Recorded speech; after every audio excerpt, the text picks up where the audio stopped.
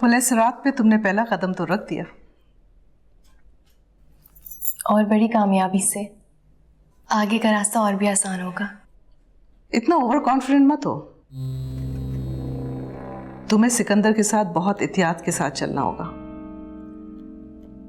और याद रखो, ये मंगनी उसके दिमाग का फैसला है, दिल का नहीं। क्या मतलब? देखो ना, उसने दुआ के बहाने उसको पार्टी में इनवाइट किया। अब वो नौकरों के हुलिये में तो नहीं इनवाइट कर सकता ना, तो अपनी इज्जत रखने के लिए उसने ऐसा किया होगा। वो जिस दिन आई थी उस दिन भी मैंने नोट की थी इसकी हरकतें। कैसी हरकतें? उसने तुमसे कुछ कहा क्या? नहीं, वो मेरी और सिकंदर की बातें सुन रही थी और जब मैंने उसे डांटा तो सिकंदर ने कहा कि मैंने गलत किया है।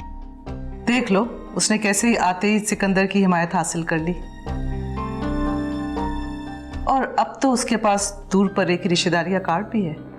खैर, वो कार्ड तो अंकल कभी भी उसे चलाने नहीं देंगे। वो उसे उसकी औकात में रखते हैं। अगर सिकंदर उस पर मेहरबान रहा तो वो अपने आप को कभी नौकरानी नहीं समझेगी। और दुआ तो उस पर टोटली डिपेंडेंट है।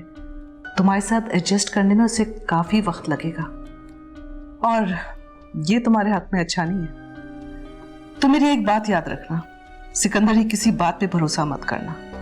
वो यकीनन उस लड़की को वहां रखना चाहेगा।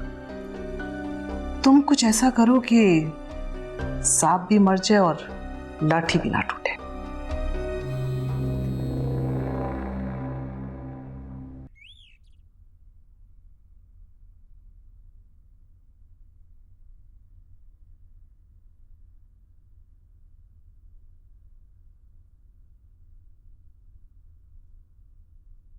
देखा तुमने, नजफ की वजह से इकबाल भाई और सिकंदर ने हमारे साथ ताल्लुक खत्म कर लिए हैं। वरना हर साल अपनी माँ की बरसी पे बुलाने वाला अपनी मंगनी पे हमें ही भूल गया। खैर, हमें अपना रिश्तेदार तो वो पहले ही नहीं समझते थे, मजबूरी से मिलते थे हमसे। कोई माने ना माने, ये सब कुछ नजफ ने किया है। उसी ने कान भरे हैं हमारे खिलाफ सिकंदर के, वरना उसमें तकब्बुर बिल्कुल नहीं था।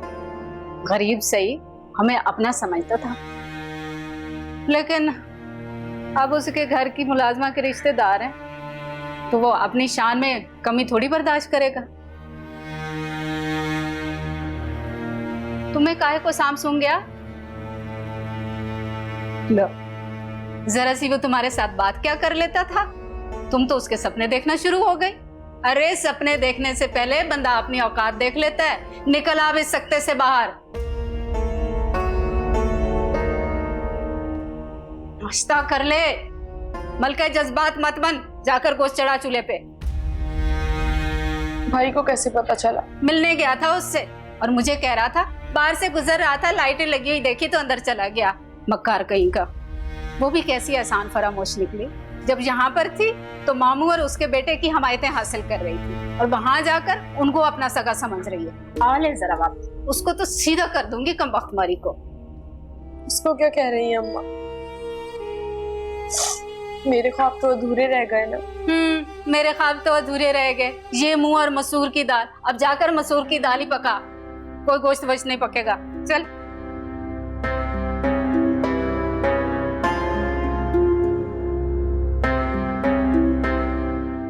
सबको अपने अपने गम लगे हुए हैं। क्या था अगर ऐसा हो जाता था? मेरी बेटी इतनी भी बुरी नहीं है। हाँ, थोड़ी सी निखट्टू है,